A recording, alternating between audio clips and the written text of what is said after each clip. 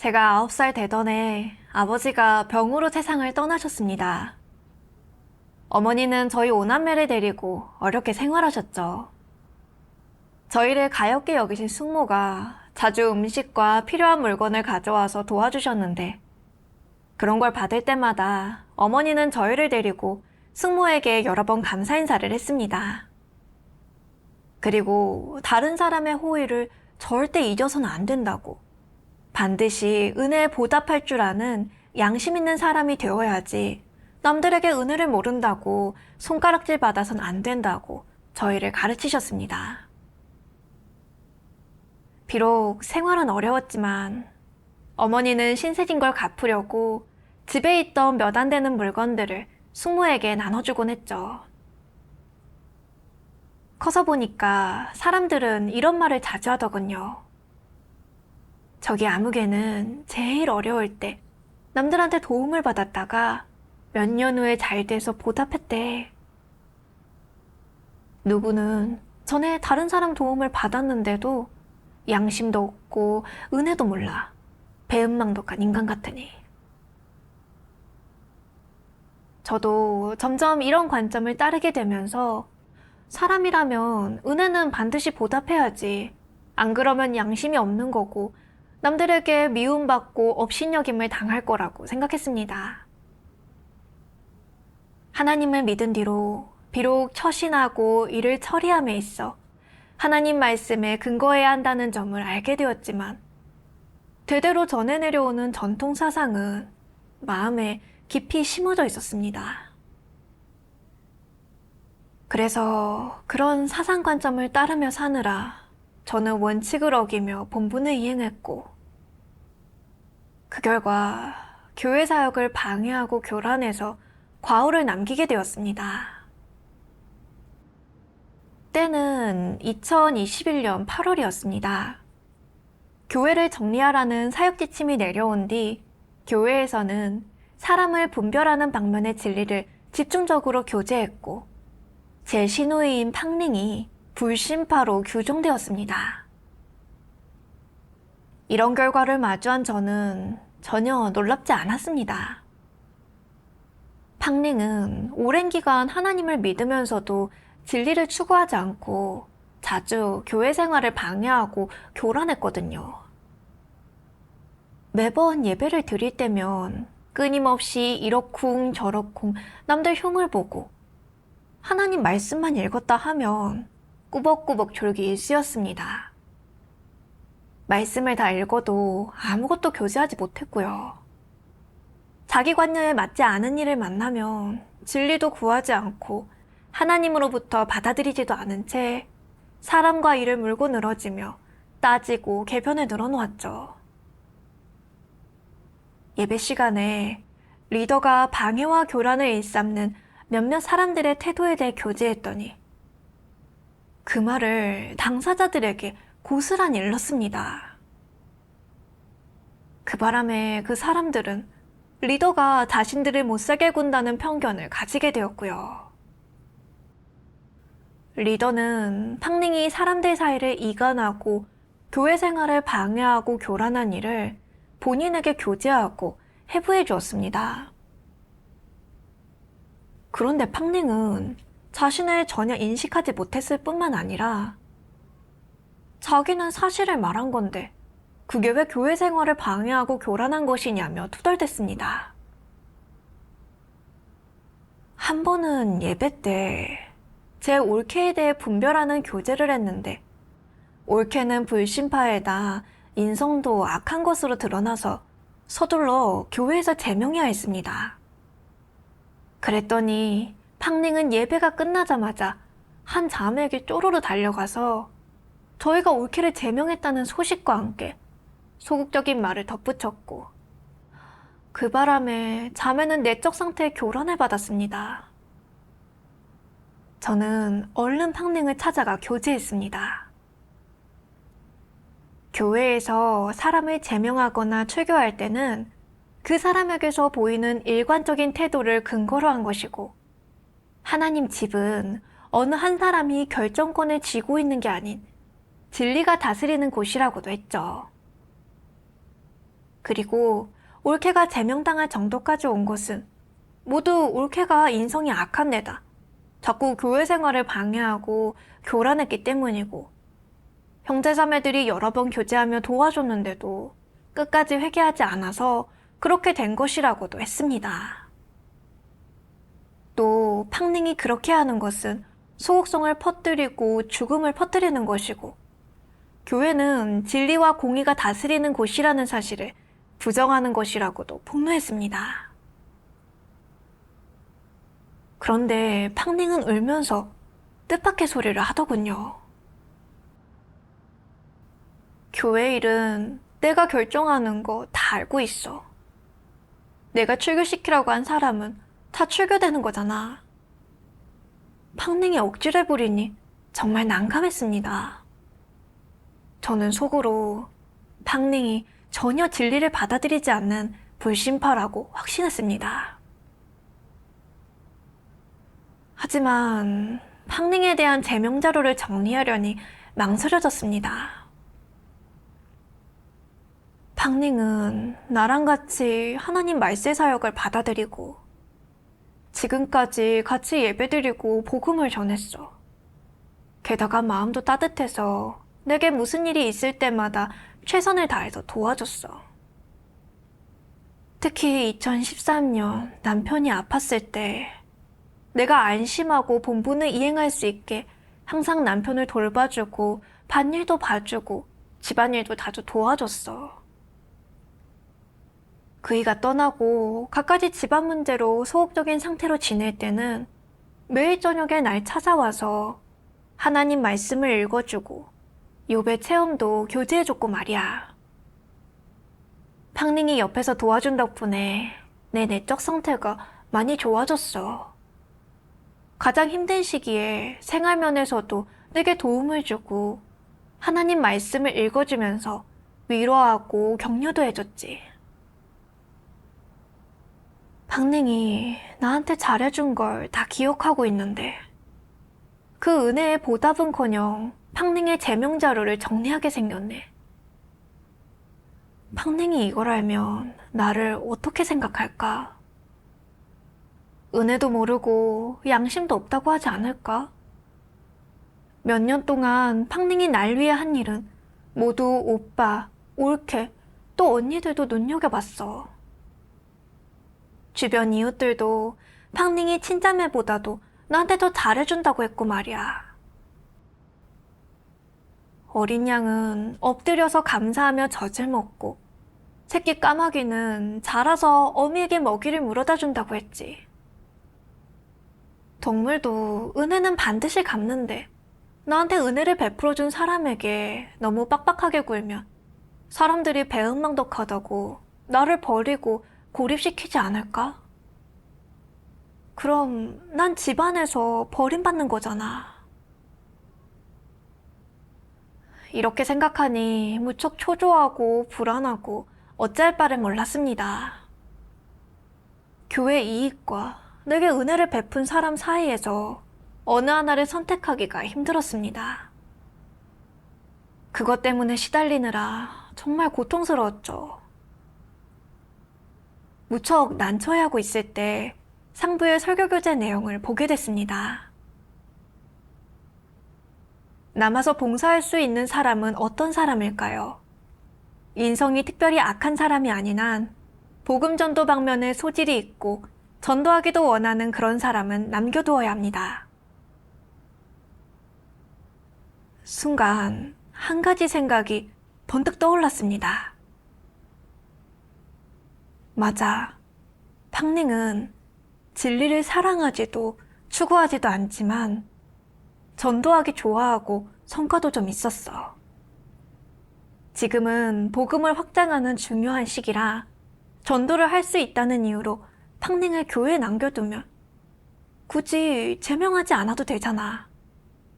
그러면 팡닝한테 원하는 살 일도 없고 오빠네나 언니한테서도 양심 없단 소리도 안 들을 거야. 그러면 배은망덕한 사람이라는 오명을 뒤집어 쓸 일도 없고 말이야. 그래서 팡닝의 제명 자료를 정리하는 일은 보류되었습니다. 얼마 후 자매들로부터 복음 대상자 2명이 자질도 좋고 하나님 말씀을 읽으면 이해력도 좋다는 얘기를 들었습니다. 그런데 팡링의 형편없는 인성 때문에 그 2사람이 팡링에게 반감을 품고 설교를 듣지 않으려 한다는 것이었습니다. 그뿐만 아니라 형제자매들도 팡링이 교회 생활을 교란해서 팡링과 같이 복음 전하기를 꺼리는 사람도 있다고 얘기하더군요. 그 말을 들은 저는 눈이 휘둥그레졌습니다. 팡링이 복음 사역을 교란한 일이라면 제가 그 책임에서 자유로울 수 없으니까요.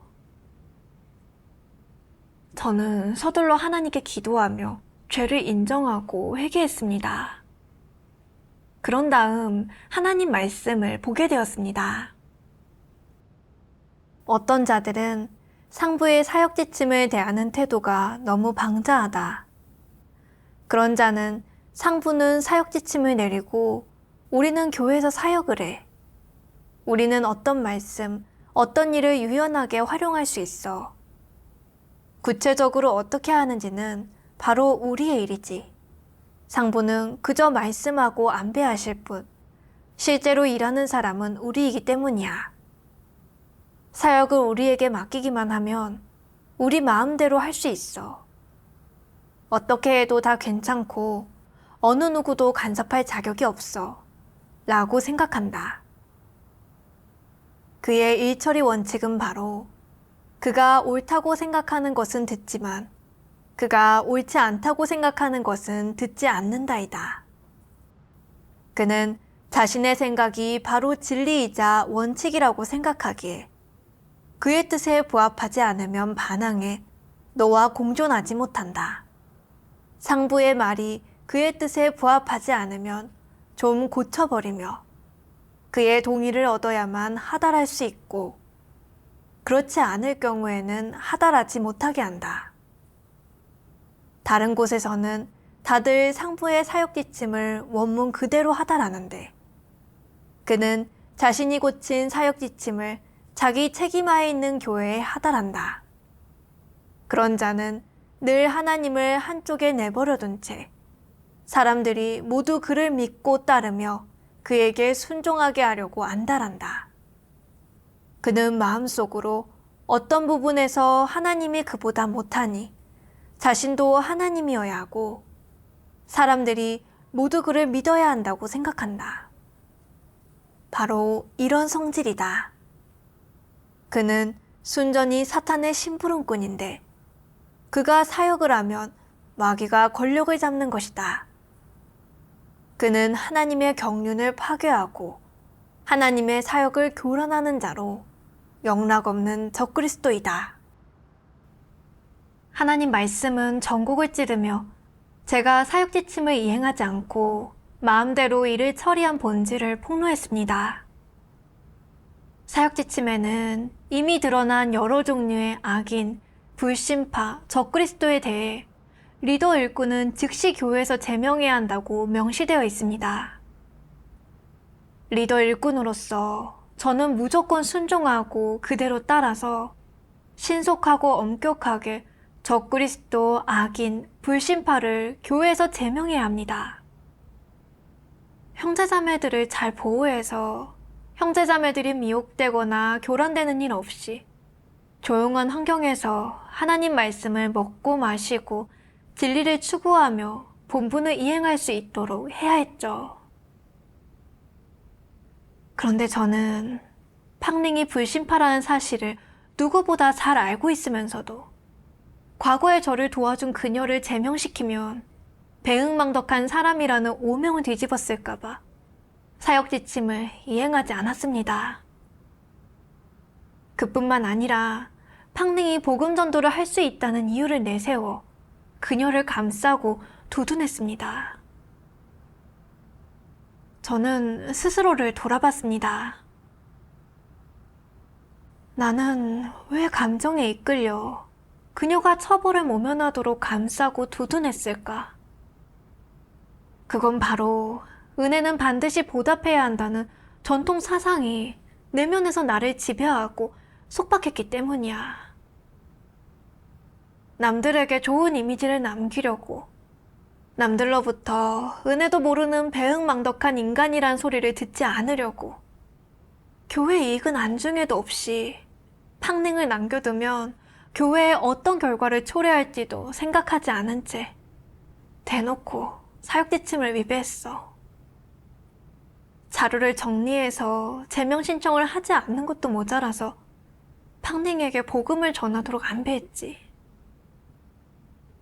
그랬더니 팡링의 형편없는 인성 때문에 복음 대상자 2명이 더 이상 참도를 알아보려 하지 않았어. 이게 다 내가 팡링을 감싸서 벌어진 일이야.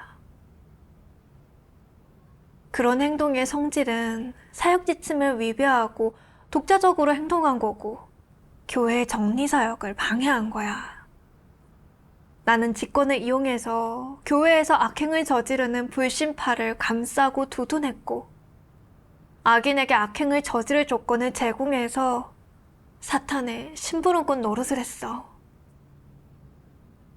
내가 바로 영락 없는 거짓 리더였구나.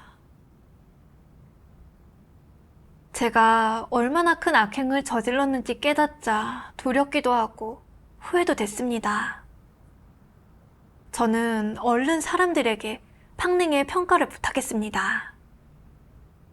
평가서를 받아보니 팡링은 복음전도 성과에 영향을 주었을 뿐만 아니라 교회에서 사람들 사이를 이간하고 말을 옮겨서 싸움을 붙이고 소극성을 퍼뜨리는가 하면 이속을 잘 챙겨서 본인에게 부족한 게 없으면서도 다른 사람의 물건을 보면 자기 손에 넣으려고 했더군요. 평가서들을 하나씩 살펴보면서 제가 팡링을 감싸는 악행을 저질렀다는 사실을 깊이 자책했습니다. 정에 이끌려 행동해서는 안 되겠다 싶어서 서둘러 팡링의 제명 자료를 정리하기 시작했습니다. 그 후 형제자매들의 동의와 서명이 필요했는데 역시나 조금 걱정이 되었습니다. 오빠 부부나 언니가 자료를 보면 어떻게 생각할까? 올케가 제명된 지 얼마 되지도 않았는데 또 팡링을 제명하려 하면 다들 양심도 없다고 날 욕하고 외면하지 않을까? 저는 내적 상태에 맞춰 하나님께 기도로 구하고 하나님 말씀을 받습니다. 일을 할 때면 항상 자신의 마음가짐이 올바른지 살펴보아야 한다. 하나님의 요구대로 행할 수 있다면 하나님과의 관계는 정상인 것이다. 이것이 최소한의 기준이다. 내가 자신의 마음가짐을 살펴 올바르지 못한 속셈을 발견했을 때 그것을 저버리고 하나님의 말씀대로 실행할 수 있다면 너는 하나님 앞에서 옳은 사람이 된 것이다. 이는 너와 하나님의 관계가 이미 정상적이며 내 모든 행동이 너 자신이 아닌 하나님을 위한 것임을 의미한다. 무슨 일을 하든 무슨 말을 하든 올바른 마음가짐으로 공정하게 일을 처리하며 감정이나 개인의 뜻에 따라 행동하지 않는 것. 이것이 바로 하나님을 믿는 사람의 일처리 원칙이다. 다시 말해 마음에 하나님이 있고 사사로운 이익을 추구하지 않으며 개인의 앞날을 생각, 육적인 것을 생각함을 가리킴 하지 않는다면 또 생명 진입에 부담을 갖고 온 힘을 다해 진리를 추구하며 하나님의 사역에 순종한다면 내가 추구하는 목표는 올바른 것이고 하나님과의 관계도 정상인 것이다.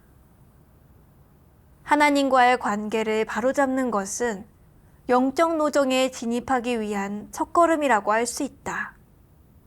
사람의 운명은 하나님 손에 있고 하나님이 예정한 것이라 개인이 바꿀 수 없지만 내가 온전케 될 수 있을지 하나님께 얻어질 수 있을지는 모두 너와 하나님의 관계가 정상적인지에 달려 있다. 어쩌면 너에게 연약하고 패역한 부분이 있을지도 모른다.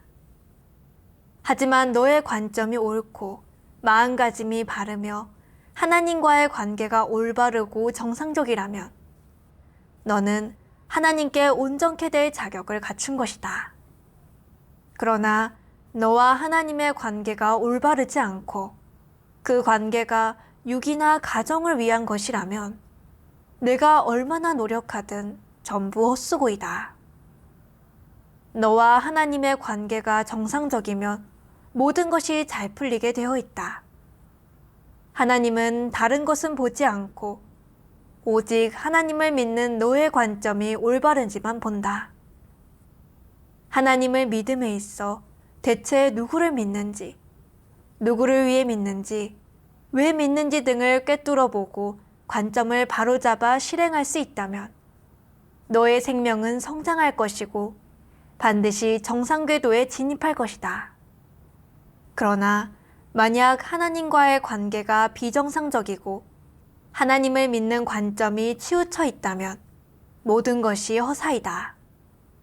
그런 사람은 아무리 열심히 믿어봤자 어떤 것도 얻지 못할 것이다. 하나님 말씀을 읽고 깨달았습니다.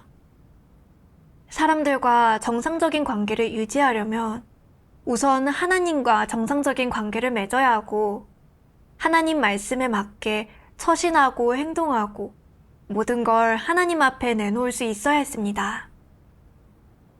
백의 성품에 따라 그리고 자신의 명예와 지위, 육적인 이익을 위해서 의도적으로 다른 사람과의 관계를 지키려 한다면 하나님은 이를 인정하지 않죠. 저는 팡링을 제명하면 그녀가 양심이 없다며 저를 원망하고 또 가족들로부터 배은망덕하던 소리를 들으며 버림받고 고립될까봐 두려웠습니다. 그들에게 계속 좋은 이미지로 남으려 하다 보니 원칙대로 일을 처리하지 못했습니다. 이제는 남들 앞에서 아무리 잘해도 남들이 아무리 나를 떠받들어도 소용이 없다는 사실을 깨달았습니다. 하나님께서 인정하시지 않기 때문이죠. 저는 인심을 쓰기 위해 교회의 이익을 희생했는데 이는 하나님 성품을 거스르는 일이었습니다. 저는 하나님을 믿는 사람이기에 하나님 말씀에 따라 행동해야 하고 모든 일에서 하나님의 감찰을 받아들여야 합니다. 다시는 인간관계를 지키기 위해 사역지침을 위배하고 하나님을 대적하는 짓을 해서는 안 됩니다. 그들이 저를 대하는 태도가 어떻든 설령 저를 버리고 상대해주지 않더라도 저는 팡링을 폭로해서 진리를 실행해야 합니다. 팡링은 불신파에다 교회 생활을 자주 교란했습니다. 제명당하는 것은 본인 탓이니 다른 사람을 원망해선 안 되죠. 오빠 부부와 언니도 하나님을 믿는 사람이므로 그들에게 진리를 교제해주고 원칙대로 일을 처리하는 것이 제가 해야 할 일입니다. 그 후 팡링의 태도를 오빠 부부와 언니에게 읽어주었더니 다들 저를 원망하기는커녕 그런 사람을 남겨두었다가는 하나님 이름을 욕되게 할 뿐이라며 마땅히 출교해야 한다고들 하더군요. 게다가 오빠 부부도 팡링이 보였던 불신파의 모습들을 얘기해 주었습니다. 이런 결과를 보면서 속으로 하나님께 감사드렸고 또한 진리를 실행함으로써 얻게 되는 기쁨과 평안을 느꼈습니다. 얼마 후 팡링의 제명 통지서가 내려왔습니다. 팡링에게 통지서를 읽어줘야 한다고 생각하니 또 약간 망설여졌습니다. 이 자료들은 내가 정리한 건데 팡링이 들으면 나를 얼마나 원망할까? 그러면 앞으로 우리들은 어떻게 지내야 하나? 제명당한 것만으로도 충분히 고통스러운데 내가 가서 통지서를 읽어주는 건 상처에 소금 뿌리는 격이잖아. 그러지 말고 통지서를 읽는 대신 가볍게 본인의 행위만 몇 가지 얘기해서 자기가 제명당했다는 사실만 알게 해도 되겠지. 그러면 나중에 둘이 마주치더라도 그렇게 민망하진 않을 거야. 팡링을 만나러 갔더니 제명당한 일 때문에 얼굴이 반쪽이 되고 기운이 하나도 없어 보였습니다. 마음이 아파서 견딜 수가 없었던 저는 눈 딱 감고 통지서를 읽어주었습니다. 팡링이 행여나 통지서 내용을 받아들이지 않을까봐 팡링을 폭로하는 내용과 성질을 규정한 내용은 건너뛰고 읽었죠. 그 일이 있은 후 팡링을 볼 때마다 면목이 서지 않는 것 같아서 어색하기만 했습니다. 왜 그런지 저도 알 수가 없었죠. 본인이 진리를 추구하지 않고 막무가내로 행동했으니까 제명된 일은 자업자득이 분명해. 그런데 왜 나한테 이런 내적 상태가 생기는 걸까? 그 후 저는 하나님 말씀을 보았습니다. 은혜는 반드시 보답하라는 논조는 중국 전통문화 중에서 사람의 덕행을 평가하는 매우 전형적인 기준이다. 사람의 인성이 어떤지, 덕행이 어떤지를 판단하는 기준 중 하나는 바로 그가 남에게 은혜를 입고 도움을 받은 후 보답하는지, 은혜를 반드시 보답하는 사람인지를 보는 것이다. 중국의 전통문화나 인류의 전통문화에서 사람은 은혜에 반드시 보답하는 것을 덕행 판단의 중요한 기준으로 여긴다. 은혜에 보답할 줄 모르는 자가 있다면 그는 배은망덕한 사람인 것이다. 그는 양심이 없는 사람, 사귈 가치가 없는 사람으로 보일 것이며 사람들에게 멸시와 혐오, 버림의 대상이 될 것이다. 반면 어떤 사람이 은혜에 보답할 줄 안다면, 즉 남에게 은혜를 입거나 도움을 받은 후에 그것을 잊지 않고 힘 닿는 데까지 자기 방식으로 상대에게 보답한다면 양심과 인성을 갖춘 사람으로 보인다. 어떤 사람이 다른 이에게 이득을 얻고 도움을 받은 후 은혜에 보답하지 않거나 고맙다는 말 한마디로 감사의 뜻을 표한 후 더는 어떤 행동도 보이지 않는다면 은혜를 베푼 사람은 어떻게 생각하겠느냐? 마음이 불편하지 않겠느냐? 이 사람은 도와줄 가치가 없구나. 좋은 작자는 아닌 것 같아. 내가 그렇게 많은 도움을 주었는데 저런 반응이라니. 정말이지 양심도 인성도 없는 사람이야. 사귈 가치가 없구나. 라고 생각하지 않겠느냐. 그가 앞으로 그런 부류의 사람을 또 만나면 도와주겠느냐. 적어도 도와주고 싶지 않다고 생각할 것이다. 고대에서 현대에 이르기까지 수많은 사람이 은혜는 반드시 보답하라는 생각과 관점, 도덕 준칙에 영향을 받았다. 설령 은혜를 베풀어 준 사람이 악인이나 나쁜 사람일지라도, 자신에게 악행이나 나쁜 짓을 시킬지라도 양심과 이성에 등 돌리면서까지 맹목적으로 순종하며 보은의 목적을 이루었으며 이로 인해 비참한 결과가 수도 없이 벌어졌다. 많은 사람이 은혜는 반드시 보답하라는 도덕준칙에 영향을 받고 속박되며 통제되고 결박되어 무턱대고 그릇된 보은의 관점을 견지하고 나아가 악인의 조력자가 될 수 있다고 할 수 있다. 이제 너희는 나의 이 교제를 통해 이러한 일들에 관해 분명히 알고 이런 행동을 어리석은 충성으로 정의 내릴 수 있을 것이다. 이런 행동은 선을 넘는 처신으로 어떤 분별도 없이 맹목적으로 보은하는 것이다. 거기에는 아무 의미도 가치도 없다.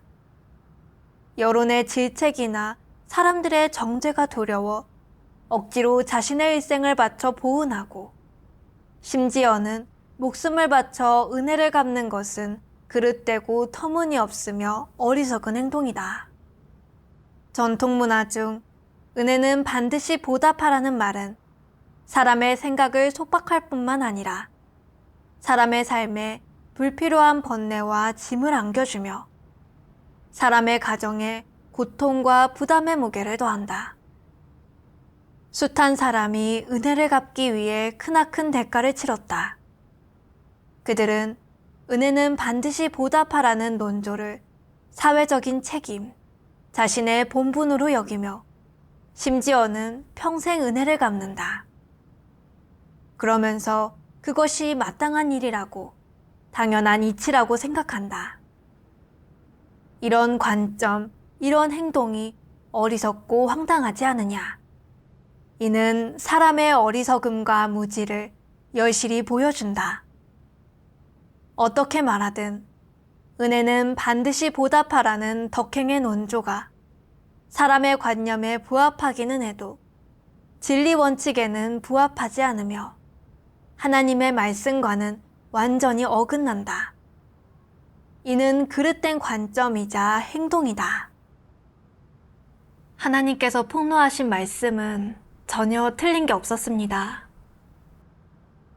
옛날부터 지금까지 한 사람 인성의 좋고 나쁨을 평가하는 전형적인 기준은 바로 그 사람이 은혜에 반드시 보답하는 사람이냐 아니냐였습니다.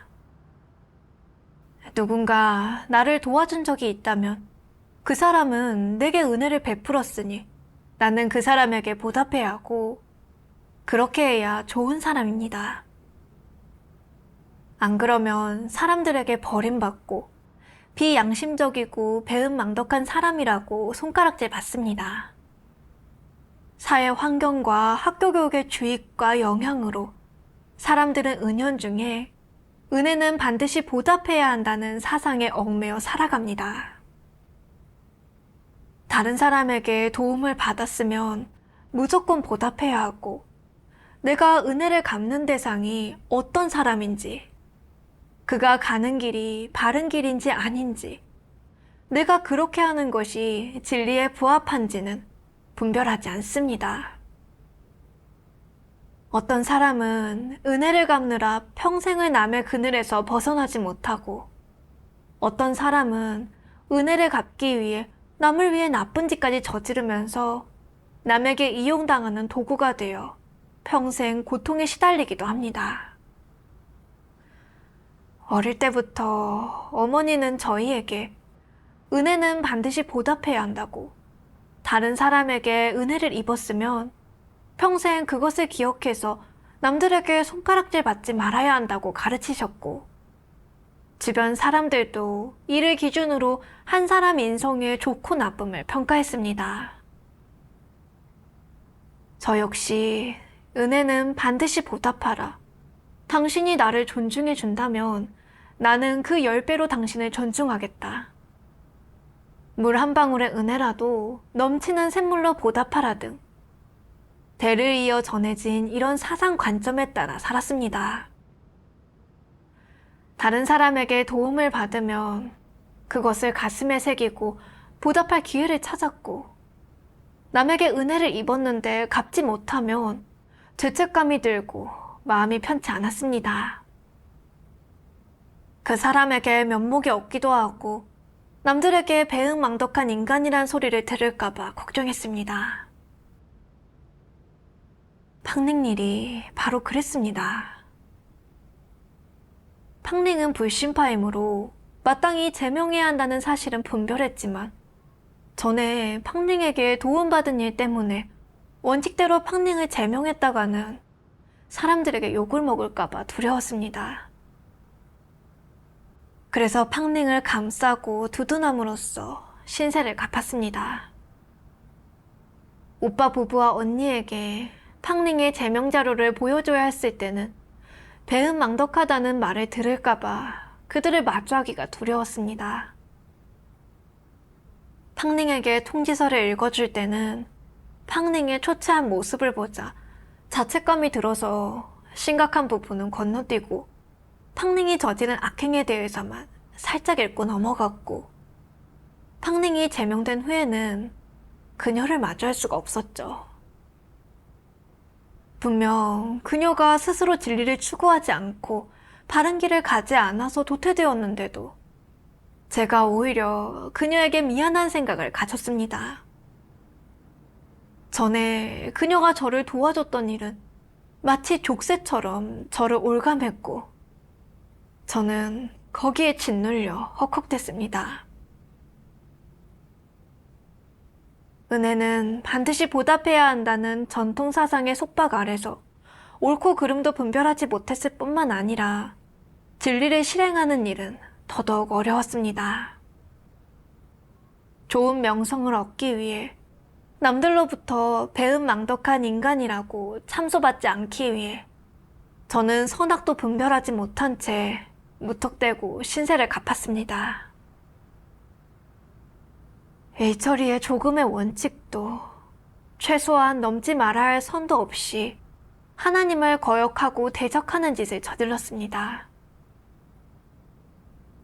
저는 이제 남들이 아무리 제 행동을 옹호하고 엄지손가락을 치켜 올리며 칭찬한다고 해도 저는 교회 이익을 팔아먹음으로써 제 신앙 인생에 지울 수 없는 오점을 남겼다는 사실을 확실히 깨달았습니다. 이건 너무나 심각한 결과입니다. 실제 체험을 통해 전통 문화는 바로 사탄이 사람을 미혹하고 폐괴시키는 도구라는 사실을 분명히 알 수 있었습니다. 저는 그릇된 사상에 속박되고 얽매여서 진리임을 알고도 실행하지 못하고 하나님을 거역하고 대적한 사람이 되고 말았습니다. 더 이상 사탄 철학을 따르며 살고 싶지 않았습니다.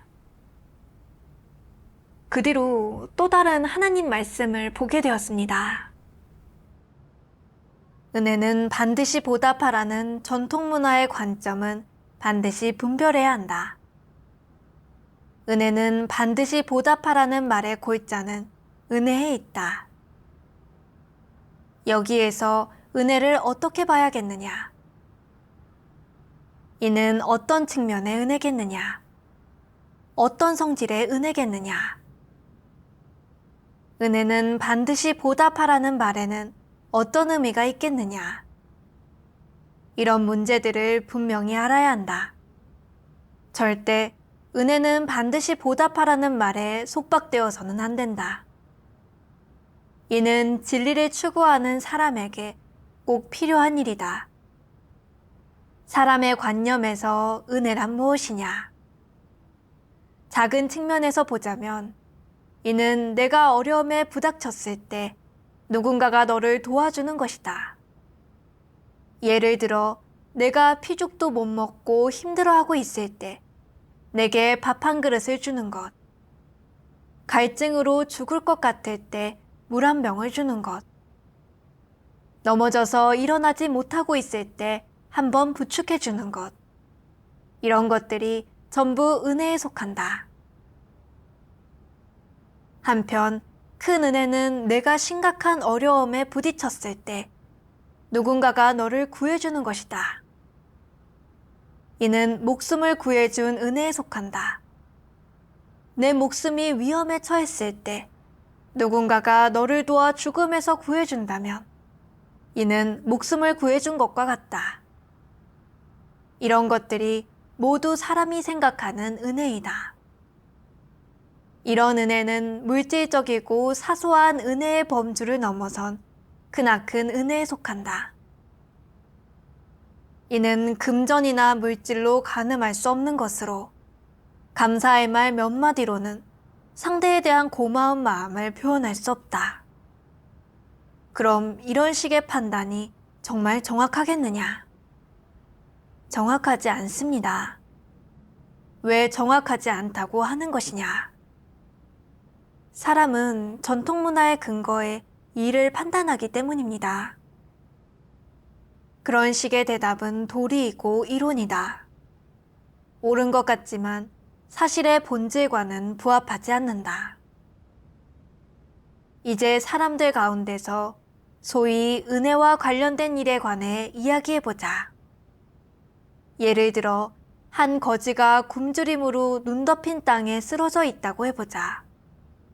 마음씨 좋은 사람이 그를 구해 자기 집으로 데려간 후 먹을 것, 입을 것을 주고 그를 걷어 그 집에서 살면서 그 집 가족을 위해 일하게 했다. 그 거지가 스스로 원했든 아니면 보온을 위해서였든 결론적으로 말하면 사람이 그를 구해준 일을 은혜라고 할 수 있느냐? 그렇게 말할 수 없습니다. 작은 동물들조차 서로 돕고 구해주는데 사람이 이런 일을 하는 것은 누워서 떡 먹기보다 쉬운 일이다. 이는 인성이 있는 사람이라면 누구나 할 수 있고 이룰 수 있는 일이다. 또한 이는 인성을 갖춘 사람이 마땅히 다해야 할 사회적 책임이자 의무라고도 할 수 있다. 사람이 그것을 은혜라고 여긴다면 작은 일을 너무 확대 해석하는 것 아니겠느냐? 그것이 적절하겠느냐? 예를 들어 흉년이 들어 많은 사람이 굶주리고 있을 때 한 부자가 어떤 가난한 집에 쌀 한 포대를 주어 그 집 사람들이 난관을 벗어나게 해줬다고 해보자. 이는 사람과 사람 사이에 있어야 할 최소한의 도의적인 도움 아니겠느냐. 그는 그저 식량을 좀 주었을 뿐 자신이 갖고 있는 모든 음식을 나눠주고 자기가 대신 굶주림을 겪게 된 것은 아니다. 이를 은혜라고 할 수 있겠느냐? 그렇게 말할 수 없습니다. 사람이 다할 수 있는 사회적 책임이나 의무, 사람의 본능으로 이루고 해내야 하는 것, 남에게 이로움과 도움이 되는 간단한 일은 결코 무슨 은혜가 아니다. 그것은 그저 도움의 손길을 내민 것에 불과하기 때문이다. 적당한 때, 적당한 장소에서 마침 도움이 필요한 사람에게 도움을 주었다면 이는 정상적인 현상이자 인류의 일원으로서 마땅히 다해야 할 책임이다. 이는 그저 하나의 책임이자 의무에 불과하다. 하나님은 사람을 지을 때 이러한 본능을 주었다. 이 본능은 무엇이냐? 사람의 양심과 이성이다. 하나님 말씀을 읽고 난 뒤 은혜는 반드시 보답하라는 말 가운데서 계속 저를 얽매고 속박했던 이 은혜라는 것을 새롭게 인식하게 되었습니다. 곤란에 처한 사람에게 도움의 손길을 내밀어 그 사람이 난관을 헤쳐나갈 수 있도록 돕는 것, 자신의 능력이 닿는 범위에서 서로 도와주는 것, 이것은 사람이 마땅히 짊어져야 할 사회적 책임으로 그런 걸 은혜라고 할 수는 없습니다. 제가 어려울 때 팡닝이 저를 도와 아픈 남편을 돌봐주고 저희 집 농사일을 봐준 것은 인지상정이고 사람 사이의 상호 도움인 것입니다. 하물며 팡닝은 제 큰 시누이니까 동생 집이 어려움에 처했을 때 누나로서 힘 닿는 대로 도와주는 것은 매우 정상이지 저에게 은혜를 베푼 것이라고 할 수 없습니다. 남편이 세상을 떠난 후 제가 소극적인 상태로 지낼 때 팡냉은 제게 교제를 해주며 저를 도와주고 붙들어 주었습니다. 이것도 형제자매로서 당연히 해야 할 일이지 그걸 가지고 은혜라고 할 수는 없습니다. 만약 팡린 집에 어려운 일이 있으면 저도 똑같이 최선을 다해 도와줬을 거고 팡링이 소극적이고 연약해졌을 때도 마찬가지로 하나님 말씀을 읽고 교제해주면서 붙들어 주었을 것입니다. 정상인성을 갖춘 사람이라면 마땅히 그래야 합니다. 하지만 저는 팡링이 저에게 해준 이 모든 것을 은혜로 생각하고 자나깨나 보답하려는 생각만 했습니다. 마치 팡냉의 도움이 없었으면 제가 지금에 이를 수 없었을 것처럼요. 제가 지금에 이를 수 있었던 건 사실 하나님 말씀의 도움과 인도 덕분이었죠. 남편이 세상을 떠난 뒤 저는 진리를 깨닫지 못해서 앞으로 남은 길을 어떻게 가야 할지 알 수 없었습니다. 제가 가장 소극적이고 연약해졌을 때 하나님은 여러 사람과 일, 사물을 마련해서 저를 도와주셨고 하나님 말씀의 깨우침과 인도 덕분에 저는 곤란한 처지에서 벗어나 지금까지 올 수 있었습니다. 지금껏 제가 먹을 것, 입을 것 부족함 없이 다른 사람들과 마찬가지로 정상적으로 살면서 하나님 말씀을 먹고 마시며 본분을 이행할 수 있었던 건 모두 하나님의 사랑입니다. 정말 양심이 있다면 제가 가장 먼저 보답해야 할 분은 바로 하나님이십니다. 하지만 저는 반드시 은혜에 보답해야 한다는 잘못된 사상 관점을 따라 사느라 언제나 사람에 대한 정, 사람에 대한 사랑만 중요하게 생각하고 누가 사소한 도움이라도 베풀면 절대 잊지 않으면서도 정작 저에게 모든 걸 공급해 주신 하나님께는 거역하고 대적했습니다. 원칙을 어기고 교회에 손해를 입히면서까지 다른 사람의 은혜에 보답했죠. 이런 제가 진짜 배은망덕하고 인성이 없는 것이죠. 이 점을 깨닫고 나니 진리를 깨닫지 못한 저 자신이 너무 가련했습니다. 저는 그 뒤로 또 하나님 말씀을 받습니다. 만약 어떤 사람이 한때 너를 도와주고 내게 은혜를 베풀어 주었으며 내 인생이나 중요한 일에서 영향을 주었지만 그의 인성이나 그가 걷는 길은 내가 추구하고 걸어가는 길과 맞지 않는다고 해보자. 너와 그는 공통 관심사가 없으며 너는 마음속으로 그를 좋아하지 않는다. 심지어 어떤 의미에서 그는 너와 취미도 추구하는 바도 다르며 인생의 길과 세계관, 인생관이 다르다고. 너희 둘은 완전히 다른 부류의 사람이라고 할 수 있다. 그러면 그가 지난날 내게 준 도움을 너는 어떻게 대하고 처리해야겠느냐? 이는 현실적인 상황 아니겠느냐? 그렇습니다. 그럼 이 일을 어떻게 처리해야겠느냐? 이런 상황 또한 처리하기 쉽다. 힘 닿는 데까지 그에게 물질적인 보답을 한 후 두 사람의 길이 다르니 함께하지 않고 같이 걷지도 않는 것이다. 친구조차 될 수 없다면 그 후로는 교류할 방법이 없다. 교류할 방법이 없으면 어떻게 해야겠느냐? 멀리해야 한다. 그 사람이 과거에 내게 은혜를 베풀어 주었다고 해도 그는 사회에서 남을 속이고 남의 물건을 빼앗으며 온갖 악행을 저지른다. 너는 그런 사람을 좋아하지 않으니 내게는 그를 멀리할 이유가 충분하다. 어떤 사람들은 그건 너무 비양심적인 행동 아닐까요? 라고 하는데 이는 양심이 없는 게 아니다. 만약 그가 생활상의 어려움을 겪는다면 그를 도와주어도 되지만 속박되거나 그를 따라 악을 행하고 양심에 어긋난 일을 저질러선 안 된다.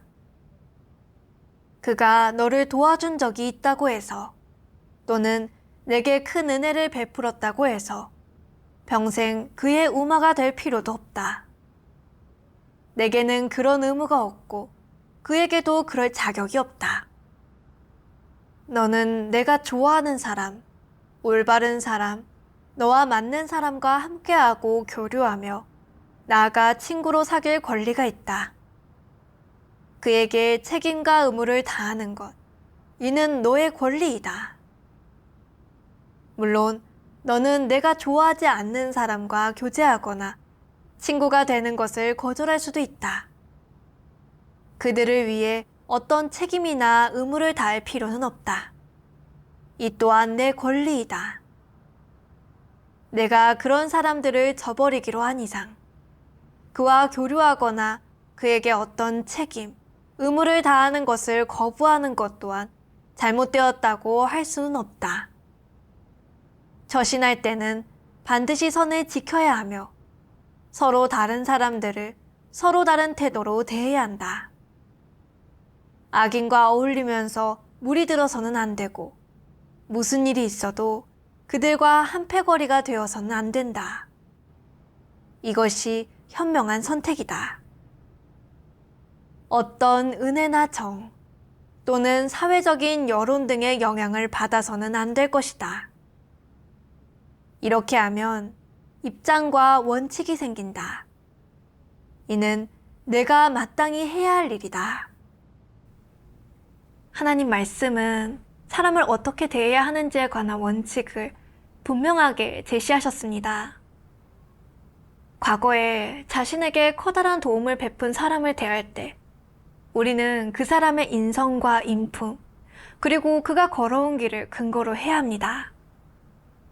만약 그가 옳은 사람이고 그가 걸어가는 길이 옳다면 우리는 마땅히 그와 정상적으로 교류하고 필요할 때 힘 닿는 대로 도와주고 붙들어 주어야 합니다.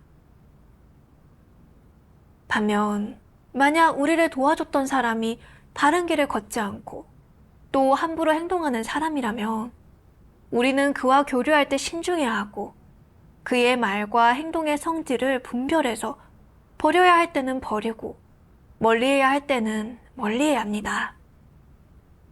힘 닿는 범위에서 물질적인 도움만 주면 됩니다.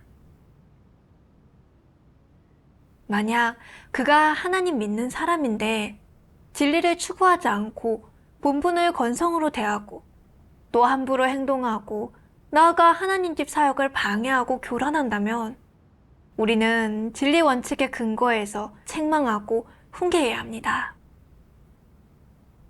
만약 그래도 회개하지 않는다면 진리 원칙을 견지해서 경고할 것은 경고하고 제명할 필요가 있다면 원칙에 따라 제명해야 합니다. 절대 사탄 법칙에 기대 그 사람과 어울려 원칙을 어기는 짓을 하면 안 됩니다. 생각해보면 저는 사람을 대할 때 원칙도 없었고 어리석고 무지한 짓을 많이 저질렀습니다. 전통 사상에 얽매여 저도 모르게 사탄의 심부름꾼이 되어 교회 생활을 교란시켰죠. 사람이 하나님을 믿는데도 진리에 따라 살지 않으면 언제든 하나님을 대적하고 하나님 성품을 거스를 수 있습니다. 비록 팡링은 지금도 예전과 마찬가지로 저에게 물질적인 도움을 베풀지만 저는 하나님 말씀을 먹고 마심으로써 올바르게 대할 수 있게 되었습니다. 그것은 팡링이 저에게 잘해준다거나 팡링의 은혜가 아니라 하나님의 사랑이죠. 하나님께서 사람과 일, 사물을 동원해 저를 도와준 것이니 저는 마땅히 하나님께 감사드리고 본분을 잘 이행해 하나님의 은혜에 보답해야 합니다. 과거에는 사람이라면 은혜에 반드시 보답해야 하고 은혜에 감사할 줄 아는 사람이 되어야 한다고 줄곧 믿으면서 그런 사람이 좋은 사람이라고 생각했습니다. 하지만 실제 체험을 통해서 저는 사탄이 은혜는 반드시 보답해야 한다는 이 전통 사상을 이용해 사람을 속박하고 사람의 사상을 올가매기 때문에 사람의 시비를 혼동하고 일처리의 원칙이 없어져서 자기도 모르는 사이에 사탄의 도구가 되었다는 사실을 깨달았습니다. 또한 사탄에 속한 것이 사람이 보기에 아무리 좋을지라도 그것은 진리가 아니며 하나님 말씀만이 진리입니다. 하나님 말씀은 사람이 시비를 분명히 가리고 정상인성을 살아낼 수 있게 도와주죠. 진리에 따라 살고 하나님 말씀과 진리 원칙에 따라 사람과 일, 사물을 대해야 하나님 뜻에 맞게 행할 수 있고 인격과 존엄성을 갖춘 삶을 살 수 있습니다. 하나님의 구원에 감사드립니다.